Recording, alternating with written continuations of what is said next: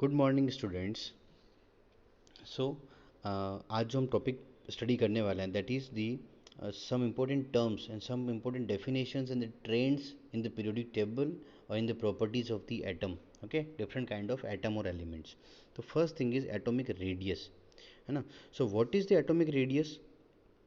Atomic radius is that suppose this is our atom, suppose this is our atom, and this is the shells of that atoms in which the electrons are filled. So this is the nucleus and this is the outermost electron. We suppose this is the outermost electron. So the distance, the total distance between the nucleus and the outermost electron is that called is atomic radius. It is the atomic radius. Okay, outermost electron और nucleus के बीच का जो distance है that is the atomic radius. Clear? उसके बाद atomic radius में हम कुछ और रेडियस भी पढ़ सकते हैं. सपोज हमारे पास है that is the covalent radius. Covalent radius. अब कोवेलेंट रेडियस क्या होता है? दैट इज सपोज ये हमारा एक Cl2 मॉलिक्यूल है, ठीक है, और ये आपका एक दूसरा Cl है. सपोज ये एडजेसेंट टच्ड है ना. सपोज एक Cl दूसरा Cl है. तो क्या होगा, इसका न्यूक्लियस और इसका न्यूक्लियस, इन दोनों का जो न्यूक्लियस का डिस्टेंस है उसका half means the half of the internuclear distance of two Cl atom और two atoms. It is called the covalent radius. ठीक है. उसके बाद हम चेक करते हैं मेटेलिक रेडियस क्या होता है.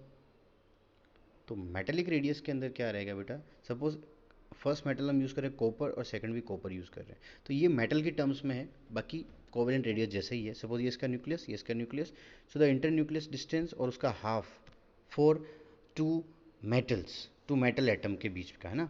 यहाँ पर मेटल होना नेसेसरी है. ये कॉपर है, सपोज ये भी कॉपर है, so that time it is called metallic radius. Okay. उसके बाद हम चेक कर सकते हैं, एक आता है हमारा van der radius. Van der Waals radius. ठीक है. तो सपोज ये एक Cl2 है, दूसरा ये Cl2 है. ठीक है. Both are exist and both are stable. So इसके और इसके जो क्लोजेस्ट जो न्यूक्लियस है, सपोज ये पूरा एक Cl2 मॉलिक्यूल हो गया, दूसरा मॉलिक्यूल ये हो गया, इनके बीच का जो डिस्टेंस है ये वाला डिस्टेंस, इसका हाफ, ये इंटरन्यूक्लियर डिस्टेंस इसका half, that is called van der Waals radius. Because molecule के बीच में कौन सा जो फोर्स है वो वर्क करता है, वॉन्डरवॉल फोर्स, तो उसको हम बोलेंगे वॉन्डरवॉल रेडियस. तो यू कैन ऑब्जर्व दैट सबसे जो हाईएस्ट लेंथ वाली जो रेडियस है that is the van der Waals radius. ठीक है. बिकॉज वो डिफरेंट काइंड्स ऑफ मॉलिक्यूल के बीच में. फिर उसके बाद में क्या होता है, उसके बाद में आपका मेटेलिक रेडियस. ठीक है. और उसके बाद में थर्ड पे आता है आपका कोवेलेंट रेडियस. ठीक है. ये आपको ऑर्डर याद रखना है, सिंपल. ओके. तो generally atomic radius is what, the outer most electron और जो आपका न्यूक्लियस उसके बीच का डिस्टेंस है that is the atomic radius. Now the next thing is ionic radius, है ना. आयनिक रेडियस क्या होती है, तो ये भी वैसी ही है एटॉमिक की तरह, ionic radius. But we know that when atom is change into ion, suppose ये कोई एटम है ए, इसमें से एक इलेक्ट्रॉन रिलीज हो गया, अभी ये किस में कन्वर्ट हो जाएगा, ए प्लस में कन्वर्ट हो जाएगा, दैट इज़ दी आयन. ठीक है. और सपोज कोई आपका Cl है, इस Cl ने एक इलेक्ट्रॉन गेन कर लिया, तो अब ये Cl माइनस नेगेटिव आयन में कन्वर्ट हो गया, that is the ion, that is the atom, that is the ion. तो इसका रेडियस तो हो गया atomic radius and the radius of ion is called ionic radius. Okay. तो यहाँ पर एक बहुत ही इंपॉर्टेंट थिंग है दैट ऑलवेज सपोज ये पेरेंट एटम है Na और इससे बना हुआ केटायन है बेटा Na प्लस, तो we can say that it is the cation and it is its parent atom. So there is a fact that the radius of cation is always smaller than the parent atom. ठीक है. the radius of the cation is always smaller than the parent atom. कैसे, मैं हमको ऐसे show कर सकते हैं, Na plus का रेडियस जो है वो ऑलवेज लेस होगा as compare to parent atom. ठीक है. इसको हम कैसे समझ सकते हैं, सपोज यहाँ पर आप चेक करो, Na configuration of Na is what, 2 8 1. It means it has 3 shells. कैसे, 1 2 and 3 shells. Okay. But when it convert into Na plus, you can see its configuration is 2 and 8. Okay. Because इसने 1 electron क्या कर लिया, donate कर दिया, ये वाला donate कर दिया, निकाल दिया, इट मीन्स रिलीज कर दिया. So it is the 2 8. Now there are only 2 shells. So you can easily observe इसका एटॉमिक रेडियस क्या रहेगा, आउटर मोस्ट इलेक्ट्रॉन और बीच का रेडियस, और इसका रेडियस क्या रहेगा, न्यूक्लियस से डिस्टेंस आउटर मोस्ट इलेक्ट्रॉन का. So which has higher distance, obviously this, because it has 3 shells, it has 2 shells. अच्छा, कुछ एग्जांपल ऐसे भी हो सकते हैं बेटा जिसके अंदर शेल्स में चेंजेस नहीं हो रहे हैं, शेल्स में चेंजेस नहीं हो रहे हैं. बट हाँ, इसका एग्जांपल और ले लें अपन सेम Mg और Mg+2 में, तो you can observe that Mg has higher radius than its cation Mg+2। But कुछ में क्या होता है, अच्छा इसके पीछे एक रीज़न और बता देते हैं। सपोज रेडियस शेल जो है ना बेटा, शेल डिक्रीज नहीं हो रहा अल्टीमेटली। अभी Mg और Na में थ्री शेल से एक सेकेंड, 3 से 2 शेल हो गया। सो वी नो दैट यहाँ पर 2 शेल से मीन रेडियस क्या होगी, लेस ही होगी, और इसकी हाई होगी। ओके, बट सपोज एक फैक्टर वर्क करता है इसमें, वो वर्क क्या है, सपोज इसके पास 11 इलेक्ट्रॉन्स है सोडियम के पास में, और उसके पास अभी 11 इलेक्ट्रॉन्स, सॉरी 11 प्रोटॉन्स है, इलेक्ट्रॉन न्यूट्रॉन्स है, 11 प्रोटॉन्स है, 11 इलेक्ट्रॉन्स है, सो बैलेंस किया हुआ है। But when it's release 1 electron, तो क्या हो जाएगा, 11 प्रोटॉन और प्लस 10 इलेक्ट्रॉन। तो चेक कर सकते हो प्रोटॉन इलेक्ट्रॉन को अट्रैक्ट करके रखता है। सो यहाँ पर 11 11 को अट्रैक्ट कर रहा है, यहाँ पर 11 10 को करेगा। तो बताओ जो जेड इफेक्टिव है, Z effective means effective nuclear charge किस में हाई होगा, इसमें हाई होगा। So when nuclear charge increases the attraction towards the nucleus increases. So electron nucleus के क्या आएंगे बेटा, क्लोज आएंगे ना, अट्रैक्शन इंक्रीज हो गया तो, बिकॉज नंबर ऑफ इलेक्ट्रॉन कम हो गया। सो इस केस में साइज भी क्या होगी, डिक्रीज होगी। These are two factors on the atomic radius. Okay, अब हम पढ़ते हैं इसको। Second thing that the anion, suppose ये एनायन है, कोई भी एनायन है, सपोज एक्स माइनस है, मैंने एक्स माइनस लिख दिया, X minus has larger radius than its parent atom. Suppose C L जो है, सी एल माइनस किससे बनेगा, सी एल से ही बनेगा। सो सी एल माइनस का रेडियस सी एल से हायर होता है। इसके पीछे रीज़न क्या है, फर्स्ट थिंग एक्स्ट्रा इलेक्ट्रॉन, क्या हो गया, एक्स्ट्रा इलेक्ट्रॉन, एक्स्ट्रा इलेक्ट्रॉन से मे भी पॉसिबल वहाँ पर क्या इंक्रीज हो जाए, शेल इंक्रीज हो जाए। But the main factor is we know that suppose C L में हम चेक करते हैं 7 प्रोटॉन्स हैं और 7 इलेक्ट्रॉन को होल्ड किया हुआ है इन्होंने, ठीक है, तो बैलेंसिंग है। But in C L minus you can observe that 17 तो प्रोटोन ही रहेंगे, 7 नहीं सॉरी 17 प्रोटोन और 18 हो जाएंगे बेटा electron. So now this time attraction is less. इसमें अट्रैक्शन बैलेंस था, इसमें इलेक्ट्रॉन हाई हो गया as compare to proton. So electron जो लास्ट इलेक्ट्रॉन है उस पर जो आपका अट्रैक्शन है दैट विल बी लेस, और जब attraction will be less means size increases. So that's why N has larger size than the parent atom. ठीक है, क्लियर हो गया। तो यहाँ पर आप देख सकते हो, यहाँ पर ये एक्सप्लेन किया हुआ है आयनिक रेडियस के अंदर, sorry you can check here N के केस में एन एंड Na प्लस, तो Na में 11 प्रोटॉन इलेक्ट्रॉन है, इसमें 10 और 11 हो गया। So the size of the anion will be, अच्छा ये तो समझ ही गए, एनायन में भी चेक कर सकते हो Cl और Cl 18 17, तो अट्रैक्शन विल बी लेस। ठीक है, नेक्स्ट है हमारा आयनाइजेशन एंथैल्पी। तो मैं आपको समझा देता हूँ आयनाइजेशन एंथैल्पी होती क्या है एक्चुअल में। आयनाइज करने के लिए जो एनर्जी रिक्वायर्ड है, ठीक है, तो सपोज आपके पास ये आपका न्यूक्लियस हो गया, that is the nucleus, electron है इस सराउंडिंग, यहाँ पर इलेक्ट्रॉन है, ठीक है। तो यहाँ पर सपोज आप हो, आपको इलेक्ट्रॉन को रिलीज़ करना है, इसको हीट देनी है, इलेक्ट्रॉन को रिलीज़ करना है, और वी नो दैट यहाँ पर अट्रैक्शन फोर्स है। तो अट्रैक्शन फोर्स को ब्रेक करने के लिए, इसको ओवरकम करने के लिए आपको हाईली एनर्जी रिक्वायरमेंट रहेगी। So the energy required to remove a electron from its gaseous state, the loosely bonded electron है ना, उसको आपको निकालना है। तो the energy required to remove the outer most electron और loosely bonded electron from an gaseous atom, that is called the ionisation enthalpy. Enthalpy means energy है, ऐसी एनर्जी जो उस इलेक्ट्रॉन को रिमूव करने के लिए रिक्वायर्ड है। ओके, किसी के लिए हाई होगी, किसी के लिए कम होगी। अच्छा, किसी का एटॉमिक साइज अगर हाई है, सपोज इतना बड़ा है ये, और यहाँ से इलेक्ट्रॉन रिलीज करना है, सो यहाँ पर आयनाइजेशन एंथैल्पी को हम लिखेंगे I E will be less as compare to suppose there are only 2 shells, because size less होगा तो यहाँ पर जो जेड इफेक्टिव है, यहाँ जो न्यूक्लियर चार्ज है दैट विल बी हाई। ये प्रोटोन इस इलेक्ट्रॉन को टाइटली बॉन्डेड रखेगा, तो दैट टाइम आपको हाई एनर्जी रिक्वायरमेंट रहेगा इसको निकालने के लिए, as compare to the big molecule और the big size of atom, यहाँ से इलेक्ट्रॉन निकालने में। तो जैसे जैसे साइज इंक्रीज होगा अट्रैक्शन लेस होगा, इस कारण से यहाँ से आपको इलेक्ट्रॉन निकालना थोड़ा ईजी हो जाएगा। गॉट इट, आपको पॉइंट समझ में आ गया होगा आई थिंक। नहीं आए तो आप मुझे क्वेश्चन करके पूछ सकते हो, ठीक है। So the it represent the energy required to remove an electron from an isolated gaseous atom in its ground state, है ना। First ionisation enthalpy of an element is X, is the enthalpy change for the reaction depicted, यानी X को x plus में convert किया और electron निकालना, इसको बोलते हैं हम आई ई वन। अब सपोज इसमें से सेकंड इलेक्ट्रॉन निकालना है, जैसे मैं बता दूं आपको, ये आपका एल्यूमिनियम है, एल्यूमिनियम में से आपने फर्स्ट इलेक्ट्रॉन निकाला, एल्यूमिनियम +1 में कन्वर्ट हुआ, एक इलेक्ट्रॉन निकल गया, इसको हम बोलेंगे फर्स्ट आयनाइजेशन एंथैल्पी। सेकंड इसी में से प्लस में से हमने एक इलेक्ट्रॉन और निकाल दिया, ये +2 हो गया, इसको हम बोलेंगे आई ई टू, ठीक है। सपोज एल्यूमिनियम में से 3 इलेक्ट्रॉन रिमूव कर दिया, +2 में से 3 निकाल दिया, L+3 कर दिया आपने, है ना, एक इलेक्ट्रॉन और रिमूव कर दिया, that time it is called Ie3, ठीक है। तो फर्स्ट इलेक्ट्रॉन रिमूव करने के लिए the energy required is called Ie1, second के लिए Ie2, थर्ड के लिए Ie3, ओके। और एनर्जी है तो इसको हम किस में मेजर करेंगे, किलो जूल पर मोल, ठीक है। यहाँ पर देख सकते हो the Ie is expressed in unit in kilo joule per mole, the second Ie is called X plus को X+2 में कन्वर्ट किया, एक और इलेक्ट्रॉन रिलीज किया, इट इज कॉल्ड IE2, ठीक है। The energy is always required to remove electron from an atom, हमेशा ही आपको इलेक्ट्रॉन रिलीज करने के लिए एनर्जी रिक्वायर्ड रहेगा, वहाँ पर एनर्जी गिवन करना पड़ेगा। IE आर ऑलवेज पॉजिटिव, अगर एनर्जी दे रहे हो मतलब एनर्जी क्या रहेगा, पॉजिटिव रहेगा, ठीक है। The second IE will B, अच्छा पॉजिटिव क्यों रहेगा, बिकॉज हम इसको अगर डेल्टा एच की फॉर्म में लिखेंगे, किस फॉर्म में लिखेंगे, डेल्टा एच की फॉर्म में, तो ये पॉजिटिव ही रहेगा बिकॉज रिक्वायरमेंट है, ठीक है। So will be the IE, second IE is higher than the first IE because it is more difficult to remove an electron from a positively charged ion than from a neutral atom. तो very important line, suppose ये आपका Na है, इसको आपने Na plus में convert कर दिया, ठीक है, Na को Na प्लस में कन्वर्ट कर दिया, तो इट इज़ ईजी, जो IE1 रहेगा दैट विल बी लेस।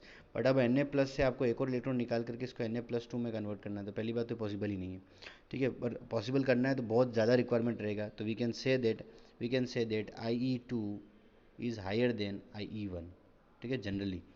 तो पॉजिटिव से, क्योंकि IE1 के बाद में क्या होगा, पॉजिटिव चार्ज एटम हो जाएगा, पॉजिटिव चार्ज लिए आयन हो जाएगा, देन उसमें से इलेक्ट्रॉन को रिलीज करना थोड़ा सा टफ हो जाएगा, डिफिकल्ट हो जाएगा। सेकंड थिंग, साइज भी डिक्रीज हो जाएगा, साइज डिक्रीज होने से वहाँ पर जो जेड इफेक्टिव है उसका जो मैग्नीट्यूड रहेगा that will B increases, so that's Y attraction force high होगा, तो वहाँ पर भी इलेक्ट्रॉन निकालना थोड़ा सा टफ हो जाएगा, ओके। और सेकंड थिंग डिपेंड करती है इलेक्ट्रॉनिक कॉन्फ़िगरेशन पे, ओके। अब हम आगे चलते हैं, next is the factor affecting the ionisation enthalpy. तो फर्स्ट जो आपका फैक्टर है वो है एटॉमिक साइज, ठीक है, तो हम देख लेते हैं। इंक्रीज हो रहा है एटॉमिक साइज में, सपोज, है ना, ये आपका एक एलिमेंट है और दूसरा एलिमेंट है बेटा ये वाला, इसमें 3 शेल्स है। So you can check that which has the higher size, it has higher size, ठीक है। Which has the low attraction force on the outer most electron, obviously ये छोटा है तो इसमें क्या रहेगा, अट्रैक्शन हाई रहेगा, इसमें लेस रहेगा, तो यहाँ से इलेक्ट्रॉन रिलीज करना ईजी हो जाएगा, तो दैट टाइम वी कैन से इसका IE जो भी है, इसका आई जो है वो लेस होगा as compare to this, so when the size increases the value of IE is decreases, okay. atomic radius and atomic size, with increase in atomic size the number of electron and shell increase, so attraction of nucleus decreases, so IE also decreases, clear। second thing, nuclear charge mean nuclear attraction, so यहाँ पर nuclear charge NC लिख रहा हूँ मैं इसको, या फिर मैं Z इफेक्टिव लिख देता हूँ यहाँ पर, Z effective is inversely proportional to ionization enthalpy. Whenever the Z effective increases, ionization enthalpy decreases, clear, because effective Z effective increase होगा, अट्रैक्शन इंक्रीज होगा, electron will be tightly bonded, तो electron को release करना निकालना tough हो जाएगा, that's why ionisation enthalpy increases. Just opposite इसका वही हो जाएगा कि when the Z effective decreases mean size increases, so IE will be less. Electronic arrangement कैसे, the IE value also depends upon the electronic configuration of atom। first thing, completely filled है, suppose दूसरा half filled है और तीसरा है incomplete field है, so the IE of completely filled and half field is high because removal of electron from that electron configuration is so tough. अगर कोई completely filled है, सपोज किसी के पास P6 है, 2p6 है, एक के पास 2p3 है सपोज, है ना, तो यहाँ इन दोनों से इलेक्ट्रॉन निकालना सबसे टफ तो इसमें रहेगा, बिकॉज ये कंप्लीटली फिल्ड है, यहाँ से इलेक्ट्रॉन निकालना इतना इजी नहीं है। ये हाफ फील्ड है तो ये भी है, ठीक है, और उसके बाद इसके कंपेरिजन में इसमें लेस होगा, बट हाँ ये भी स्टेबल कंडीशन है। बट अगर 2p4 है, अगर 2p2 है, तो उस केस में यहाँ से इलेक्ट्रॉन निकालना ईजी हो जाएगा, because they are not half filled and full filled, so यहाँ पर IE की वैल्यू डिक्रीज हो जाएगी, ओके, क्लियर। यहाँ पे हम देख सकते हैं ये फैक्टर अफेक्टिंग जो तीनों है वो हम समझ लिए। अब variation of IE along a period, तो पीरियोडिक टेबल जो आपकी है उसको हम ऐसे पढ़ेंगे, ये आपके सपोज टेबल है, तो left to right and top to bottom, जब मैं टॉप टू बॉटम बोलूँ समझना है ग्रुप में बात कर रहे हैं हम, it is talking about the group, and when I am talking about left to right means we are talking about the period, okay, clear, period है ना। सो क्या होगा IE की वैल्यू, we know that in a period में क्या होता है, when we move from left to right, when we move from left to right the atomic size is decreases, left to right means period में, तो atomic size is decreases, so we know that when the atomic size decreases the positive यानी nucleus और electron के बीच में जो attraction है वो क्या हो जाएगा, स्ट्रॉन्ग होगा। तो दैट टाइम आपकी जो आई की वैल्यू है बेटा वो डिक्रीज होती जाएगी, ठीक है। But when you move from top to bottom, तो atomic size always increases. So we know that atomic size increases means z effective decreases, means इसके कंपैरिजन में यहाँ से इलेक्ट्रॉन निकालना इजी रहेगा।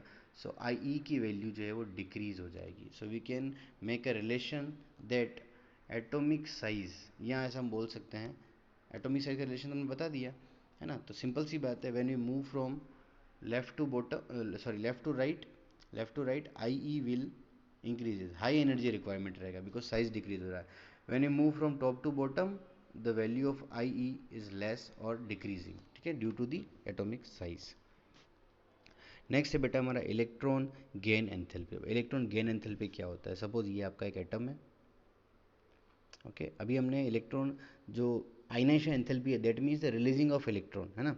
But the electron gain enthalpy means यहाँ पर आपको इलेक्ट्रॉन लेके आते हो, इस इलेक्ट्रॉन को आपको इसके शेल में ऐड करना है, you have to add this in this shell, okay.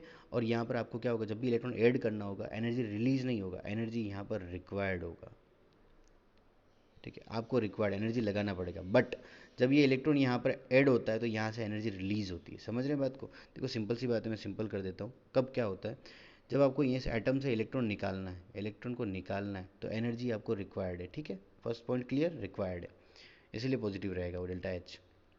जब आपको इलेक्ट्रॉन यहाँ पर ऐड करना है, सपोज इलेक्ट्रॉन ऐड करना है, तो अगर यहाँ पर रिपल्सन नहीं है ज़्यादा, है ना, यहाँ पर पॉजिटिव चार्ज है, नेगेटिव चार्ज है, और पॉजिटिव चार्ज हाई है और साइज स्मॉल है, तो दैट टाइम क्या होगा, इलेक्ट्रॉन को अट्रैक्ट करेगा, that nucleus attract the electron. So यहाँ पर ये ऐड होने जाएगा तो यहाँ पर एनर्जी क्या होगी, रिलीज होगी। क्लियर है, एनर्जी रिलीज होगी, ओके।